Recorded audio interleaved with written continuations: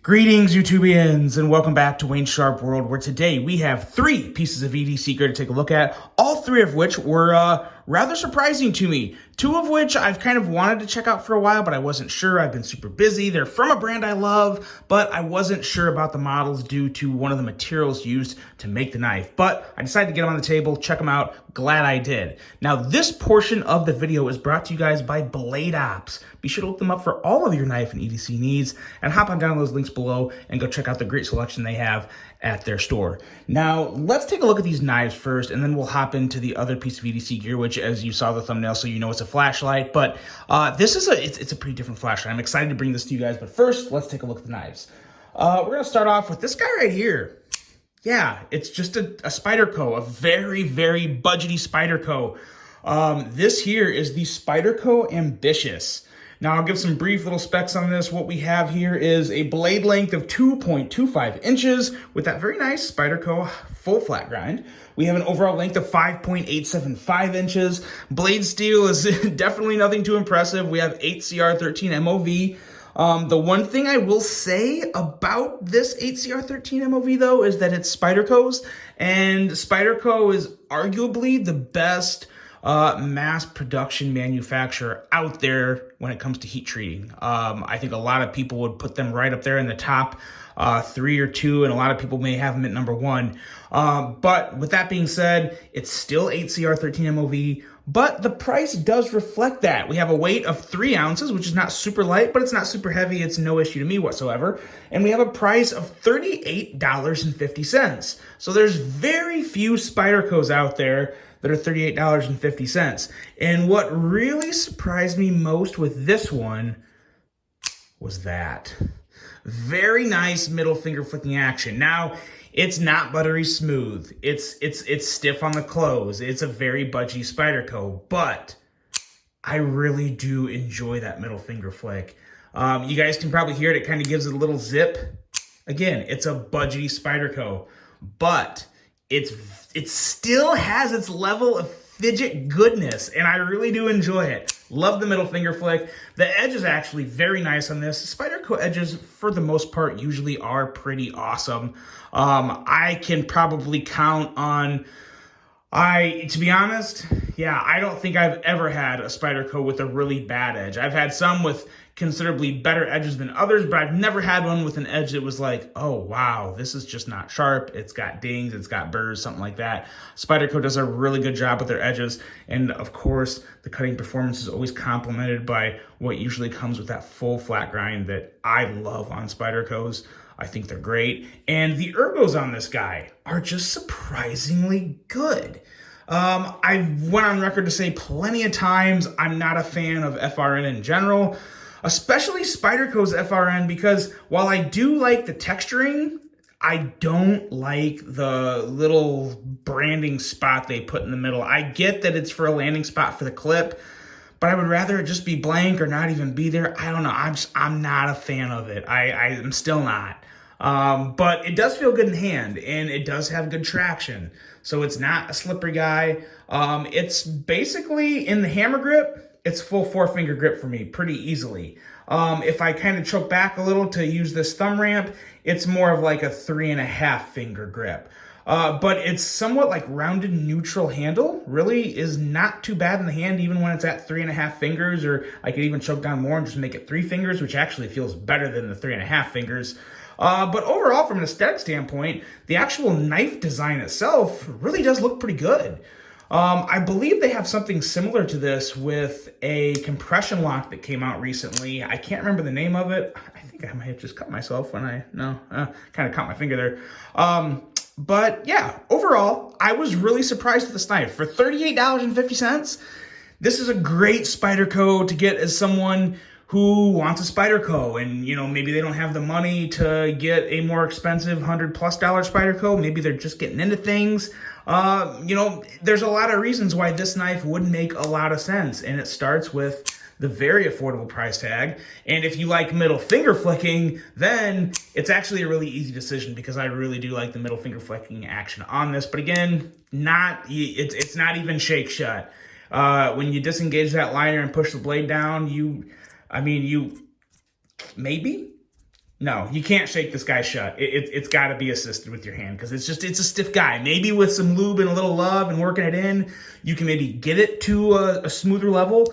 But out of the box, it's not exactly the smoothest knife in the world. But for $38.50, I can't say I'm expecting it to be. But it is, I think, a great knife. I would recommend it for someone that's very much on the budgety side that wants to check out a Spyderco. This is a pretty cool option. I was surprisingly happy with this guy. So that's the Spyderco Ambitious. I guess I would recommend it if you want to get into that budgety side of things and check out a very low-end Spyderco. It's a pretty nice knife. Pretty nice knife. Next up here, we have one that I've actually handled a version of it before, but it's been years. I mean, years, and I wanted to check it out again. This here is the Native 5. Now, the Native 5 is, from an aesthetic standpoint, I love it. It's basically a mini Shaman with a lockback. And as you can see, it's very, very, very similar. Now, the only problem with the lockback is I really don't like lockbacking knives whatsoever. So it's not quite my thing, but you can still one-hand close this. Little shake of the wrist. There's no way you can cut yourself here because this hits right here and the blade stops. So it is safe to one-hand close, flip it down, close the blade. That's kind of nice. With a little force, it can be middle finger flicked. Not the easiest thing to do though. What really makes this knife excel is LC200N steel. So this is part of the Salt series. LC200 steel is basically a rust-proof steel. Not completely rust-proof, but extremely, extremely, extremely corrosion resistant. We'll put it that way. If you get any rust or any corrosion on this guy, you're trying because it for the most part doesn't rust. Another nice thing about this knife, it's made in the USA and it's only running you $143.15. So USA made for $143.15 with a great steel that I would probably consider to be up there towards the premium side. It's maybe not I would call it like high end to premium in terms of the steel category. It's a very, very nice steel. Great to sharpen, holds a good edge, extremely corrosion resistant. Not the toughest steel in the world, but outside of that, very, very nice, fully adequate steel for pretty much anyone's EDC use, especially if you're in a very humid area where you may rust out your knives a lot or get some spots on your blades. Now, when it comes to the ergos on this guy, the ergos are very good. I mean, you know they're going to be, right? They have that full finger choil, just nice lines all over the handle. This is really an excellent knife. What I want to see from this knife, and the reason I don't have one in my collection, is I want the compression lock. I don't know if maybe it's like, from an engineering standpoint, not possible due to the handle design and overall knife design. I don't think so, though. They put the compression lock on just about everything else. I would love a compression lock on this. I would buy one because it's a great blade shape. It's nice and slicey. It feels great in the hand. It's a great size, but I don't do lockbacks. Now, again, when it comes to lockbacks, Spydercos are pretty good. I mean, they have a nice little snap at the end. Very crisp on the deployment. There's a lot of good things about them. They're just not for me.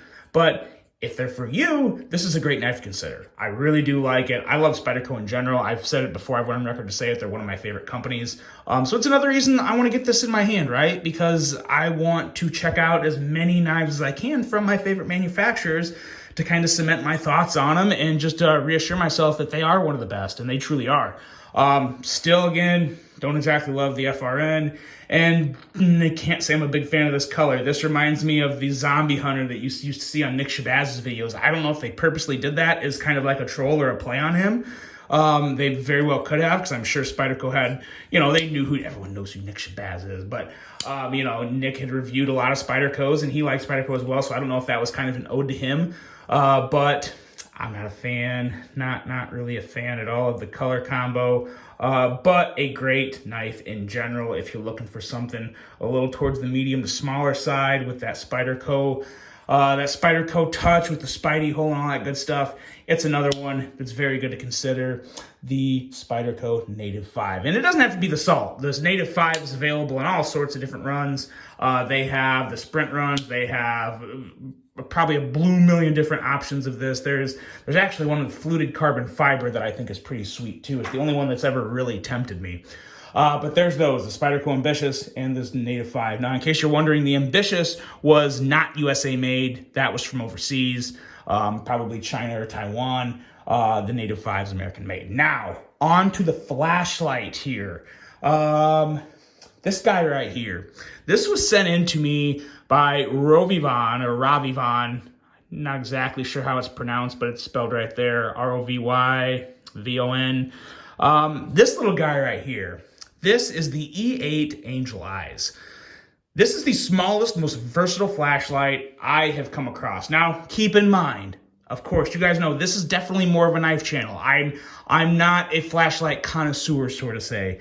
I've handled on my channel, I've maybe reviewed or included 5-6 flashlights, maybe tops in reviews and in EDCs. So I don't have quite the experience as everybody else, but I know what I like and I know what I look for. And this has all that.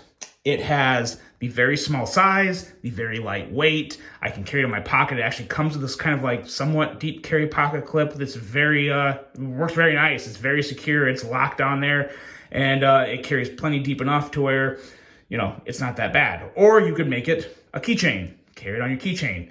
A lot of really cool things here. This goes up to 700 lumens, and we're looking at a price of $60. Now, before you gasp at $60, because that is kind of expensive for a flashlight, let's talk about what this thing can do. First of all, there's 2 light sources, the top or front, however you want to look at it, and the side here. First, let's focus on the top. We have kind of just a regular like very, very light here. As you can see, I kind of look at this as like the Angel Eyes, very, very soft lighting. Hit it again, and you have a much, much brighter lighting. Hit it 3 times. You got the strobe light going on there. Turn that off again. So there's your 3 modes there. You get into the middle here, and you got 3 different lights for 3 different colors. You first off have kind of like a yellowish light, which is again very nice and soft. And then you have if you double click, you get a nice bright red light. And then 3 clicks, you get UV light. And what you can do with that UV light is do things like check money to make sure it's legal and not counterfeit. There's the strip. This is a real $20 bill, y'all. But yeah, so I've never really had a flashlight with a UV light. That's really cool. Another thing that is really awesome about this flashlight, arguably my favorite aspect of it, is there's 2 charging sources, or 2 power sources, I should say. There's only 1 charging source, but 2 power sources. First, there's a slot right here for a AAA battery. You just kind of pop this open, twist it off, put the AAA battery in. Now you'll notice I didn't have a AAA battery in there. I didn't put it in there because the AAA battery just adds weight, and this is super light without that battery in there. And when I don't have a battery in there, I use this right here. It has a USB-C charging port, which is very nice. Yeah, super, super convenient. Now, if I was going to go on like a trip, if I was going to go on the road for a road trip or something, I wanted to have this a little more reliability and not worry about the light dying on me during my trip, I would just throw that AAA battery in there and I'd be good to go. But yeah, lots of options, super small. Let me bring some things out here. Here's that Spyderco Ambitious. Very small compared to the Ambitious. Here's another, this is actually a really good, here's a Kaiser patch. It's basically the size of this Kaiser patch. Another really good, like, regular comparison thing to compare it with. Here I have a memory card for my DSLR camera. Not much bigger than that memory card, and it's actually ever so slightly wider than the memory card. So, and as you can see there, just to compare the thickness, it's actually very thin. It's just a small, convenient source of light, and it's everything I need for a flashlight for my day-to-day. Now, if I'm going camping, this may not be quite as useful, but for just my day-to-day stuff, looking behind, looking at the bottom of my desk or in a dark room or anything that I need a light source, if I'm looking through my car and it's dark out, this takes care of all that.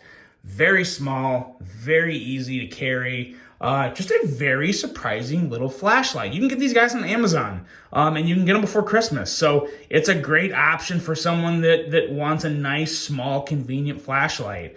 I don't bring a lot of flashlights on the channel because I will be honest, I'm not exactly a flashlight nut. Part of me thinks like a flashlight is a flashlight is a flashlight. But items like this, I've had a couple from Olight and this one from Rovivon especially. They're changing my mind on that. They're definitely changing my mind on that. There's a lot more to flashlights than just one light source. This is the most convenient, smallest, most compact one I've come across, and I thought it would be worth sharing with you guys because I really do enjoy it, and I've actually been carrying the crap out of it a lot more than I thought I would. So that's that. Let me know what you guys think. The Rovivon Angel Eyes E8, the Spyderco Native 5, that one specifically from the Salt series, and my middle finger flipping buddy, the Spyderco Ambitious. Guys, let me know what you think of these products. Really hope you enjoyed this one. Hope you have a great rest of your day. And until the next one, I'm out.